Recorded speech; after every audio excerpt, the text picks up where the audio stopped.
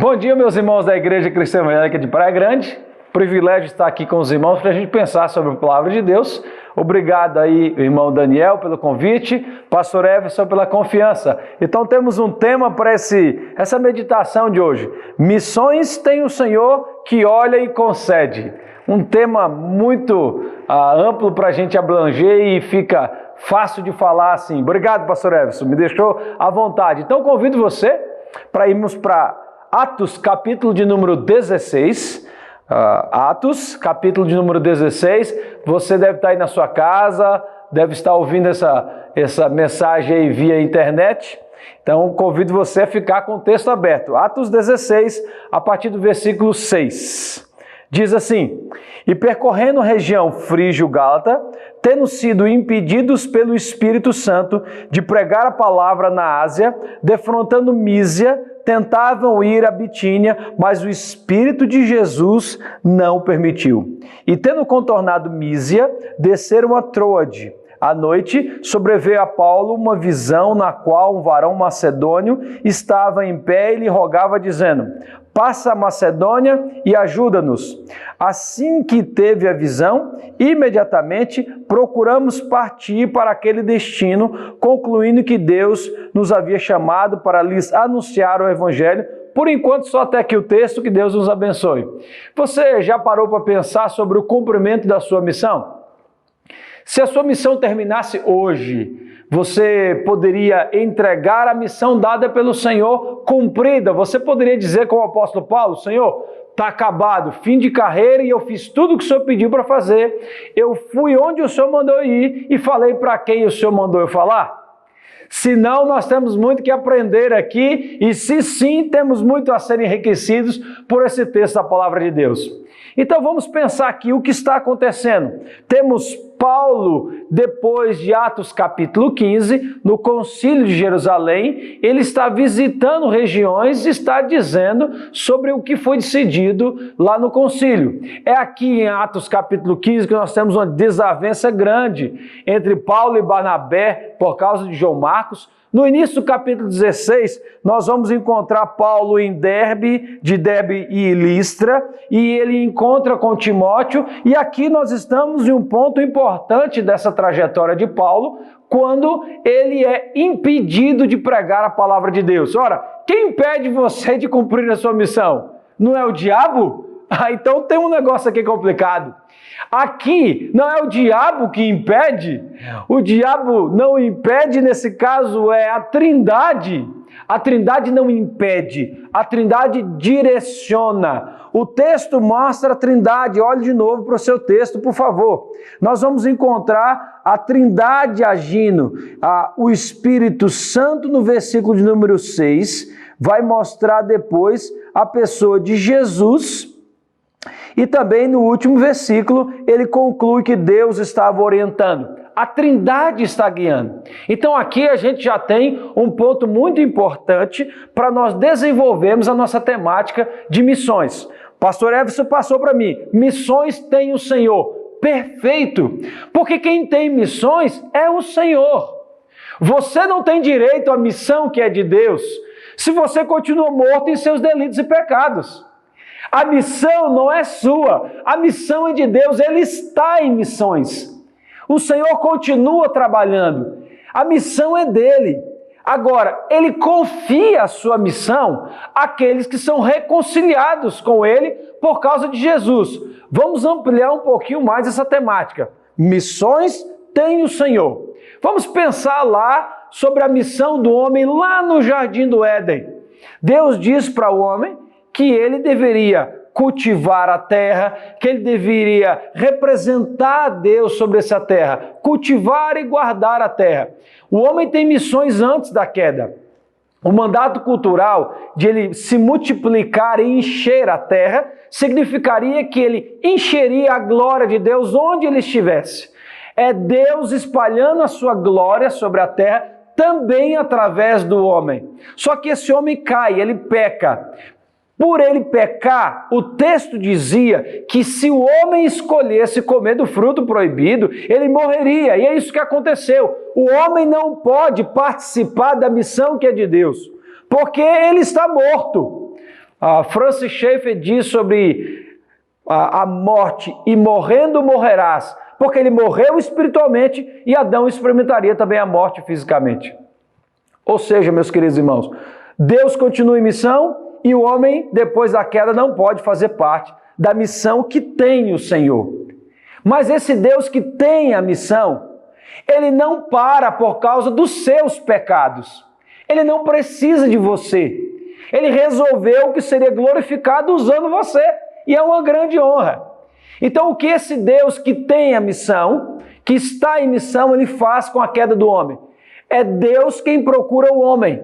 Deus procura Adão, Deus procura Eva, e onde estava Adão e Eva? Estavam escondidos por detrás das árvores e tiveram medo de Deus, estavam nus. A conotação de nudez no texto de Gênesis mostra que eles estavam inocentes a respeito do pecado, e agora eles percebem a sua nudez, ou seja, não estava mais igual Deus criou. O homem estava em completa depravação. Como um homem em completa depravação pode representar esse Deus que tem a missão? É impossível ao homem. É impossível o homem salvar-se. Então o homem pega folhas e tenta esconder a sua nudez. É completamente inadequado, é completamente irrelevante e não adianta nada. A remediação do homem para os seus pecados não resolve. Deus precisa matar o animal, cobrir a nudez do homem. Deus precisa morrer para que o homem fosse reconciliado com ele. Mas, uma vez reconciliados com Deus, nós fazemos parte de nova missão que é de Deus. Esse homem foi expulso do jardim. Ele não tem mais acesso à árvore da vida. Mas uma vez reconciliados com Deus, nós teremos acesso à árvore da vida que está lá na Nova Jerusalém. O reino de Deus já foi estabelecido. Ainda tem algo a ser feito a respeito do reino de Deus, mas ele já está estabelecido. Portanto, primeira coisa desse texto, a missão é de Deus. Esse homem reconciliado com Deus, agora ele faz parte da missão que é de Deus. Então, para fazer parte da missão que é de Deus, eu preciso ouvir esse Deus. O apóstolo Paulo está aqui querendo ir para Bitínia, uma região da Ásia, importantíssima a ser pregado o evangelho, mas quem tem a missão, ele confia a missão a Paulo, e quem são os comissionados vão simplesmente ouvir Deus dizendo para onde ir, como fazer. O dono da missão que comissionou você também dirá como você deve cumprir a sua missão. Não é você quem escolhe cumprir a sua missão, como você vai fazer, com quem você vai falar, é Deus, tudo a direção de Deus, porque Ele tem a missão em suas mãos. Paulo, ao invés de ir para Bitínia, tem uma visão de um varão macedônio que diz: passa a Macedônia e nos ajuda. Quem dá a visão?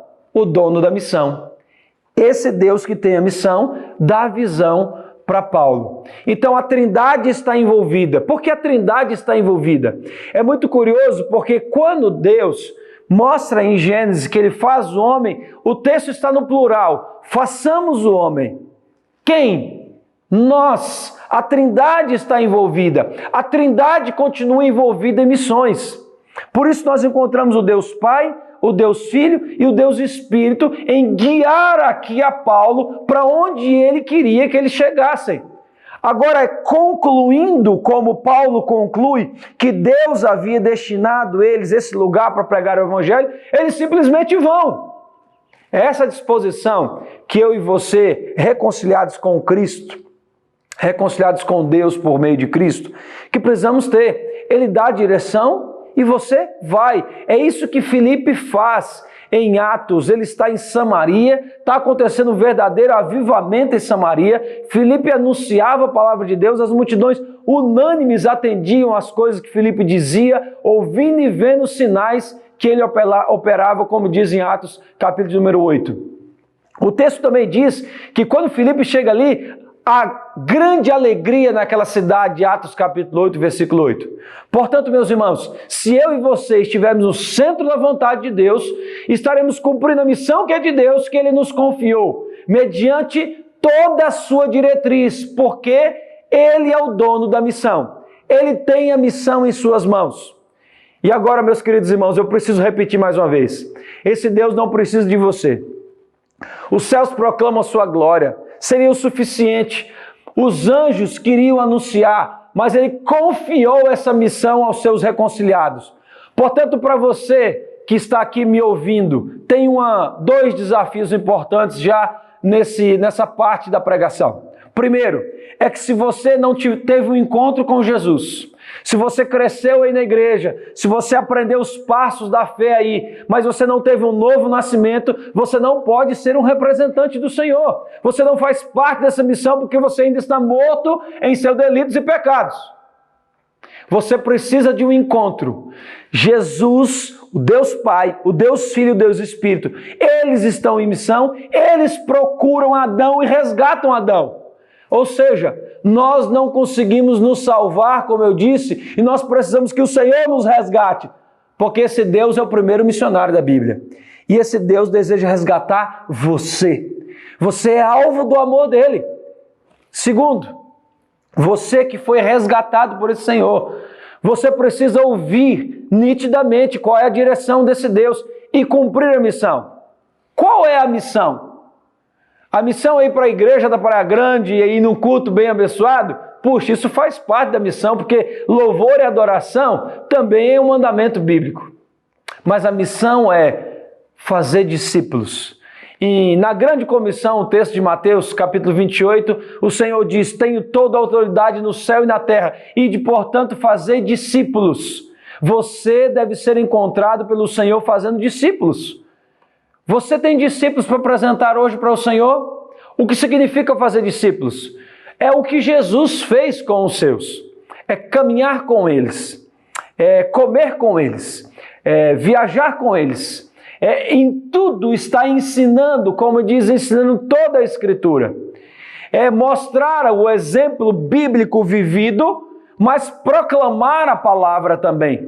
Você deve estar sempre perto de pessoas, porque você deve ter o desejo de fazer discípulo. Ou então você não está cumprindo a missão que é de Deus, que Ele tem, que confiou a você, reconciliado. Você tem discípulos, você está fazendo discípulos. Quero desafiar você a ter um encontro com Cristo. E você que teve um encontro com Cristo, a ser encontrado por esse Deus que é o dono da missão, fazendo discípulo. Então, meus irmãos, sabendo que esse Deus tem missão em suas mãos, Ele é o dono da missão, agora nós vamos caminhar para o Deus que olha e concede a missão. Por isso, volte para o seu texto, em Atos, capítulo 16, e vamos continuar esse texto precioso da palavra de Deus. A partir do versículo 11 diz assim: tendo, pois, navegado de Troade, seguimos em direitura a Samotrácia, no dia seguinte a Neápolis e dali a Filipos, cidade da Macedônia, primeira do distrito e colônia. Nessa cidade permanecemos alguns dias. No sábado, saímos da cidade para junto do rio, onde nos pareceu haver um lugar de oração. E assentando-nos, falamos às mulheres que para ali tinham concorrido. Certa mulher, chamada Lídia, da cidade de Tiatira, vendedora de púrpura, temente a Deus, nos escutava. O Senhor lhe abriu o coração para atender às coisas que Paulo dizia. Depois de ser batizada, ela e toda a sua casa, nos rogou dizendo: se julgais que sou fiel ao Senhor, entrai em minha casa e aí ficai. E nos constrangeu a isso. O Deus que tem missão guia esse homem no cumprimento da sua missão, na missão que é de Deus, e agora temos que confiar num Deus que olha além dos nossos olhos. Paulo passa para Macedônia. Quando chega em Macedônia, Paulo não vai a uma sinagoga, como era o costume dele fazer, chegar e procurar uma sinagoga. Por quê? É muito provável que ali não tivesse uma sinagoga, e se não tem, não tem porquê. Também a outra probabilidade é que não tem, porque para ter uma sinagoga precisaria de um número de 10 homens acima. E aqui nós não temos homens ouvindo a palavra de Deus, nós temos mulheres ouvindo a palavra de Deus e orando. Então o que Paulo faz? Não, eu, Paulo, que caminhei aos pés de Gamaliel, que tive um encontro com Jesus, eu ir pregar para um grupo de mulheres que eram marginalizadas naquela sociedade? De jeito nenhum, o meu título de bacharel é muito maior do que isso. Não, Paulo não faz isso como eu e você também não escolhemos. Deus, que é o dono da missão, escolhe como você vai cumprir a missão. Então Paulo passa para Macedônia. Quando chega lá, ele tem um grupo de mulheres preciosas que estão orando. Minhas irmãs, orem! Porque mulheres que oram movimentam o coração de Deus. Aqui é uma loucura minha, não está na Bíblia, hein, pastor Everson? Então vamos lá, é loucura minha. Presta atenção para não sair uma heresia. Fico imaginando mulheres orando, Deus ouvindo, porque Deus ouve oração. E Deus tira esses missionários que iam para Bitínia para chegar até aqui. Olha que coisa boa. Meus queridos irmãos, nós temos um Deus que olha onde nós não vemos. Se temos um Deus soberano, onisciente, onipresente, onipotente, nós precisamos confiar as nossas vidas e o nosso ministério às mãos daquele que vai pedir contas do nosso ministério. Ele vai pedir conta do seu ministério. Então Paulo vai para essa beira do rio, onde está um grupo de mulheres juntas. O que faz um grupo de mulheres da igreja de Praia Grande quando estão juntas? Essas mulheres oram, minhas irmãs. Elas oram e o Senhor chega ali com a palavra através dos seus missionários, pregam para ela. Esse Deus que tem missão, olha, concede Paulo saber o que ele viu, Paulo saber a oportunidade que tinha de pregar a palavra, ele prega para esse grupo de mulheres. Meus queridos irmãos, acontece uma coisa muito boa. Lídia é convertida, é batizada e toda a sua casa se dobra ao Senhor. O seu trabalho no cumprimento da missão de um Deus que está concedendo a você a oportunidade de fazer aquilo que está no coração dele, que é honroso, você deve aproveitar, porque quem faz a obra não é Paulo, é Deus. Olha o que o texto diz, olha para o seu texto mais uma vez. No versículo de número 14, diz que a Lídia, ela era uma vendedora de púrpura, temente a Deus, e escutava. O Senhor lhe abriu o coração para atender as coisas que Paulo dizia. Quem faz a obra? O dono da missão. Esse dono da missão que viu a necessidade, mandou o Paulo lá. E Deus abriu o coração de Lídia. Portanto, meus queridos irmãos, no seu cumprimento de missões, de fazer discípulo, você é um instrumento, apenas um instrumento, mas tem uma palavra poderosa e tem um Deus poderoso enviando você. Ele abre o coração de Lídia. Isso aqui é muito importante para a gente entender qual é a nossa parte dessa missão. Somos como aquele semeador que joga semente. Então jogue semente em abundância, meu querido irmão. Se Deus mostrou para você, concedeu, jogue semente, porque você não sabe onde essas sementes cairão, em que tipo de terreno. O seu trabalho é jogar a semente. Não ficou para nós abrir o coração, não ficou para nós convencer a pessoa. Essa é a tarefa do Espírito, ele não deu para você, é o dono da missão quem faz. O dono da missão abriu o coração de Lídia e ela passou a entender, e aí há uma conversão. Isso tira uma escravidão dos nossos ombros de ficar atrás de resultado. A Igreja Cristã Evangélica de Praia Grande não pode estar atrás de resultado. Ela tem que estar atrás de cumprir a missão. E qual a missão? Fazer discípulo. E para fazer discípulo, a gente joga semente em abundância. A gente joga semente em todo esse bairro. A gente joga semente em todo esse estado. A gente joga semente em todo o país, no Brasil e no mundo. Você foi chamado para semear. Na sua tarefa de fazer discípulo, você joga a semente. Mas quem são esses discípulos? O Senhor vai abrir o coração. Então, meu querido irmão, minha querida irmã, se Deus já mostrou que o seu campo missionário é a sua família, é o seu campo de atuação do trabalho, são os colegas de faculdade, de escola, parentes, amigos, vizinhos, jogue semente. E clame a Deus que abra o coração dessas pessoas e lhe dê a oportunidade, lhe conceda a oportunidade, como a nossa temática aqui está dizendo, de ver o Senhor abrindo os corações. Porque a tarefa missionária da Igreja Cristã Evangélica de Praia Grande não é encher essa quadra bonita aí toda, não. Não é de ter mais alunos para praticar esporte, também não. Não é de encher o curso de teologia, também não. A nossa tarefa é povoar os céus. Nós estamos jogando semente para que o reino do Senhor tenha expansão. Se eles vão vir para a nossa igreja, é uma grande bênção. Mas o que importa para nós é fazer discípulos. Façam discípulos. Me lembro que quando estive aí na igreja dos irmãos, volto a falar, disse que essa igreja é uma igreja muito importante no meio da denominação, no meio de Praia Grande, no meio do Brasil, para a expansão do Evangelho. Meus irmãos, Deus concedeu, como é a nossa temática, pastor Eves, a essa igreja muito potencial. Meus irmãos, joguem a semente, ensinem a palavra com as ferramentas que Deus já deu para vocês. Não parem, produzam missionários no meio de vocês. Esses discípulos que vocês estão agora fazendo no meio da comunidade de vocês devem ser discípulos que têm essa noção de que a missão é de Deus, que nós somos instrumentos, que Ele nos dirige onde nós vamos pregar. Então, meus irmãos, desafiemos a toda a igreja a espalhar a semente da palavra de Deus no Brasil e no mundo. Que Deus abra o coração daqueles que você vai pregar. Eu desejo para você que está me ouvindo, que Deus conceda a você a oportunidade de ver vidas se dobrando aos pés do Senhor através de você. Eu clamo a Deus em nome de Jesus por isso. Mas que você faça discípulos, que você seja encontrado pelo Senhor nessa tarefa de fazer discípulos.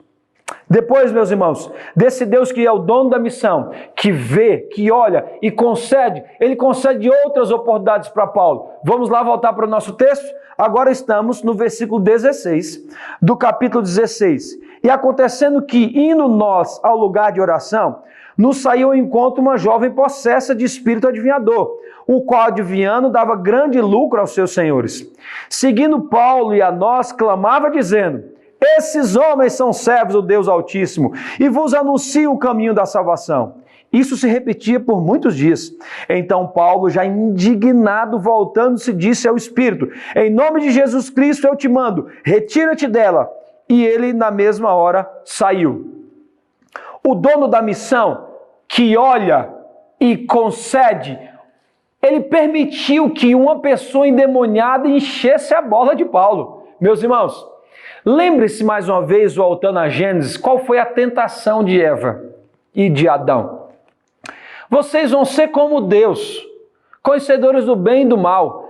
Quem está lançando a tentação para Adão e Eva, também foi tentado da mesma coisa. Lúcifer tinha a sua postura nobre e ele foi tentado à glória de Deus. E ele está passando essa tentação. O apóstolo Paulo, quando vê essa bajulação demoníaca, ele diz: chega, para com isso. Deus me concedeu autoridade sobre espíritos malignos, para com isso, chega em nome de Jesus. Ele expulsa o demônio dessa jovem, que fazia adivinhações sobre esse lugar. Meus queridos irmãos, no cumprimento da missão que é de Deus, que confiou a você, Ele vê e concede você a oportunidade de viver para a glória dEle, mas você não tem glória. Você pode ser louvado por estar na prática, ser encontrado praticando, vivendo o Evangelho, cumprindo a sua missão. Mas você deve transferir toda a glória a Deus, porque a glória de Deus é inegociável. Ele não dá ao pastor, Ele não dá à liderança, Ele não dá à equipe de louvor. Vocês não têm glória. A glória é toda para Deus. Saibam transferir a glória para Deus. E Paulo tem agora a oportunidade de, pelo caminho, ver mais uma pessoa necessitada. Veja que, enquanto estamos no caminho, como Paulo, que encontrou lugar para pregar o Evangelho, olha, ali na beira do rio o negócio está bom. Vamos para a beira do rio, Lídia se converteu, as mulheres estão ouvindo a palavra. Só que no caminho, eles passavam um dia, depois voltavam outro dia, tem lá essa endemoniada. Meus queridos irmãos, no nosso caminho vão aparecer, ou tem já, muitas pessoas nessa situação. São pessoas perturbadas, são pessoas endemoniadas, são pessoas enganadas, são pessoas que pensam que são salvas e não são, estão no nosso meio do caminho. Mas a gente tem que ter visão da parte de Deus para perceber quem são essas pessoas e pregar o Evangelho para elas. Meus irmãos, veja que essa igreja vai começar com a conversão de um grupo de mulheres e agora com a conversão, uma possível conversão, a gente viu uma libertação da possessão de uma mulher que vivia endemoniada. Quais são essas pessoas no meio do seu caminho? Você está atento ao que Deus está olhando e mostrando para você? Nós precisamos pregar para pessoas do nosso círculo íntimo. São amigos, parentes, irmãos, pessoas à nossa volta que você vai ter acesso. E essas pessoas também são pessoas do seu dia a dia. Pessoas que você encontra no mercado, pessoas que você encontra na padaria, pessoas que você faz negócio, que são pessoas que estão no seu contato. Cada pessoa precisa de um instrumento de Deus para lhe proclamar essa verdade. Paulo foi essa pessoa na vida dessa menina possessa, escrava. Os homens olhavam para ela como fonte de lucro. Como é que nós estamos olhando para as pessoas? Estamos olhando para as pessoas como esses aqui em Filipe olhavam e querendo tirar proveito delas, querendo sugar delas, queremos que o político nos sirva, queremos que o político nos dê emprego ou nós queremos dar a eles a palavra de vida eterna. Meus queridos irmãos, no meio do caminho tem muitas pessoas precisando de que você seja fiel no cumprimento da missão que Deus concedeu a você. Meus irmãos, tem muita gente precisando da palavra. Deus concedeu essa oportunidade.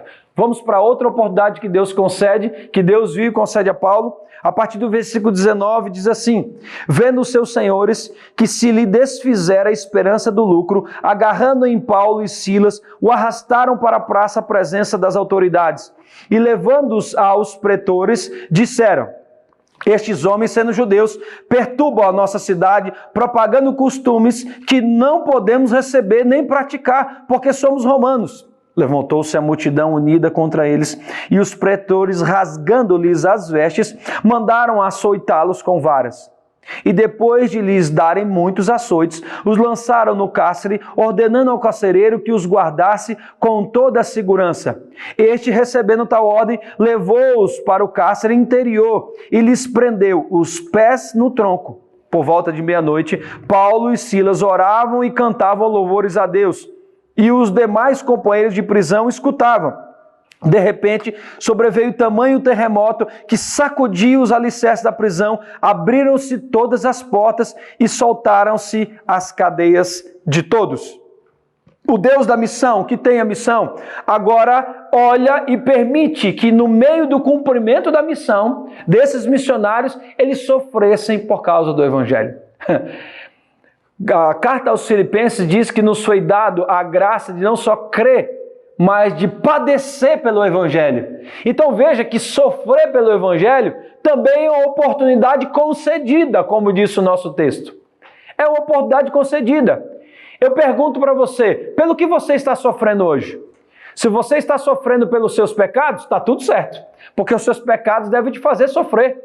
Os seus pecados devem te levar para mais perto de Deus, não para mais distante de Deus. Agora, se você está sofrendo por causa do Evangelho, o Senhor Jesus já tinha ensinado aos discípulos que eles estivessem felizes por causa disso. Paulo e Silas entendem que foi concedido pelo dono da missão, que viu a missão, concedeu a oportunidade de sofrer pelo Evangelho. Então eles sofrem pelo Evangelho e à meia-noite eles fazem o que é difícil acontecer. Estão glorificando a Deus por serem achados fiéis de sofrerem pelo Evangelho. Meu querido irmão, eu e você devemos aprender com isso. Os nossos sofrimentos podem ensinar muitas pessoas à volta. Nós temos câncer, as pessoas também têm câncer. Nós temos filhos com problemas, lá fora as pessoas também têm filhos com problemas. A questão é que elas não sabem como lidar. E nós temos essa trindade que nos guia, o dono da missão nos guia. Então é para você encontrar no meio das lutas, sofrimentos, oportunidade de também servir ao Senhor e cumprir a sua missão. Como diz o apóstolo Paulo na carta aos Filipenses, capítulo 4, verso 10. Ele aprendeu o segredo para viver contente em toda e qualquer situação, tanto humilhado, exaltado, com fartura ou com fome. Sabe qual é o segredo? Diz no verso 13: tudo posso naquele que me fortalece. Eu posso passar por isso, glorificando a Deus, porque Ele é quem me fortalece. É Ele quem me sustenta. Foi Ele quem me resgatou. E quem me resgatou vai me manter de pé até o dia de Cristo Jesus. Porque Ele não só me salvou, mas Ele me mantém no caminho. Eu dependo dEle. Os salvos aprenderam a depender do Senhor em tudo. Paulo e Silas aproveitam o sofrimento para cantar na prisão. Sabe quem está sendo evangelizado agora? Os presos ouvindo a música evangélica cantada. Ah, meus irmãos, eu vi o louvor desses irmãos da igreja. Como vocês são bons no ministério do louvor. Preguem a Bíblia cantada. Ouçam música, meus irmãos, do Evangelho, porque a música fica aqui. É provável que domingo que vem vocês não lembrem mais do que eu preguei, mas as canções a gente se lembra. A gente se lembra do refrão. E agora nós estamos aqui com Paulo e Silas, no meio da cadeia, um fato sobrenatural acontece. No meio do sofrimento e no meio do sobrenatural, devemos cumprir nossa missão. E a gente parte para a última parte da nossa pregação aqui, onde nos é concedido aqui mais um privilégio. Vamos para lá? Versículo 27, olha só, a oportunidade no meio do sofrimento e agora a oportunidade no meio do sobrenatural. Verso 27, o carcereiro despertou do sono e vendo as portas abertas do cárcere, puxando a espada ia suicidar-se, supondo que os presos tivessem fugido.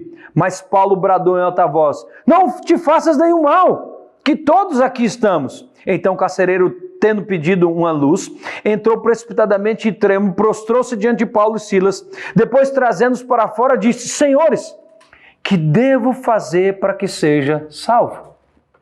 Meus queridos irmãos, nós precisamos aproveitar o que Deus está fazendo para lançar a semente, para se fazer discípulo, pregando o Evangelho. Paulo aproveitou o sofrimento, você deve aproveitar. Agora Paulo aproveita o sobrenatural. Os feitos de Deus são para a glória do nome dele mesmo. O que devo fazer para ser salvo? As pessoas estão perguntando. As pessoas à sua volta estão querendo saber. Você precisa ser esse mensageiro, esse atalaia, porque o Deus que tem a missão, que viu o coração desse carcereiro, levou Paulo para a prisão. Para quê? Para pregar o Evangelho. Eu me lembro de um missionário que foi preso na Coreia do Norte. E ele veio aqui no Brasil, aqui em Anápolis, dizendo para nós do tempo que ele passou preso lá. E os 2 anos que ele passou preso, ele tinha 7 guardas em volta dele, para que ele não pregasse o Evangelho, porque eles disseram para ele, se você pregar esse Evangelho aqui vai virar uma praga de vocês, porque daqui a pouco tem um monte de vocês. Eles perguntaram para ele, o que você veio fazer aqui? Não, eu vim só orar no seu país. Nós não queremos que você ore no nosso país, porque se você orar aqui no nosso país, daqui a pouco vocês são como um câncer que se espalham aqui no nosso país. Ele dizia, os coreanos têm mais fé do que a gente, porque eles acreditam que se a gente orar, ou se a gente pregar o Evangelho se espalha, a gente não acredita? E esse irmão estava desafiando a igreja evangélica brasileira a não só orar para que as portas da Coreia do Norte se abrissem, mas ele já tinha um plano de como ele vai entrar na Coreia do Norte, porque ele crê que as portas vão se abrir, ele crê no Deus que ele ora, ele crê no sobrenatural. Paulo viu o sobrenatural e aproveita o sobrenatural. Que sobrenatural é esse? É uma cura. O sobrenatural é o que está além de você. É um feito de Deus, é um livramento.